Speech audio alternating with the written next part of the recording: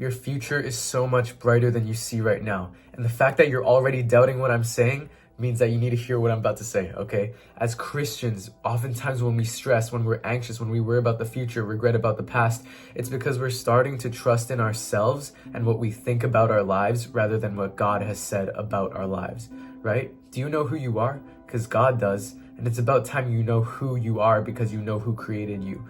You don't have to justify your existence or make up a purpose for your life or try and figure everything out right now because God is your Father. What? God is your Father. What has He told you? You know this already. For I know the plans I have for you, plans to prosper you, not to harm you, plans to give you a hope in a future. It's a promise He's made you. For He works all things for the good of those who love Him, right? Matthew, come to me, all you who are weary and burdened, and I will give you rest. Do you know why as Christians we can have rest in a world that is so full of chaos? Do you know why as followers of Christ, as children of God, we can have such peace and joy? It's because our hope isn't just in what we get in this life. Our hope is in eternity. And our value and who we are isn't based on what we've done. It's based on who He is, right? And God's love for you is just like that. Can you stop forgetting? Because I don't know if you hear what I'm saying right now, and you've heard this a million times, right? How good and faithful God has been to us, but your ears have grown dull. So for just this video, sharpen your ears again. Listen to me speak this into your life as though it's the first time you've ever heard it. God, the God of the universe who created all things, saw you through time and decided, I'm going to send my Son to die for you. You, forget everyone else. He's not a God of the masses, God of the billions. He's your Father. Your Father. Can you let that sink in for 1 second? Because I know it's so hard. And I know we forget this, but it doesn't change the fact that it's the truth. And the enemy wants you to forget this so bad. He wants you to forget who you are. Oh my goodness. In peace, I will both lie down and sleep. For you alone, O Lord, make me dwell in safety. Psalm 4:8. If God is our God, what do you have to worry about? If God is for us, who can stand against us? What can stand against us? No weapon formed against you shall prosper. Whatever you're facing in life right now, I know it's hard. I know it's big. I know it's confusing. And you feel like you're so tired, you're like a candle at the end of its wick. But who is your God? And when you lift your eyes to the sky, where does your help come from? Because it's getting to the point, and I know you're seeing this in your life right now, your help, it can't come from you. It can't come from your mom, your dad. It can't come from your family, friends, or anyone else around you.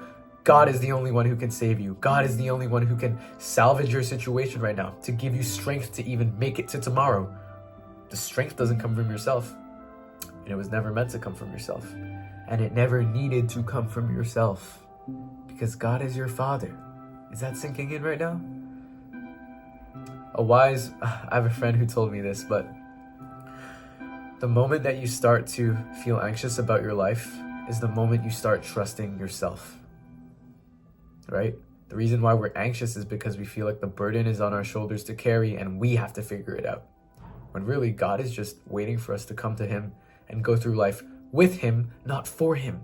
God doesn't need your help. He doesn't need anything from you, but He's given everything to you because you're His child. And we're heirs to the kingdom of heaven. Why? Not because of what we've done, but because of who He is.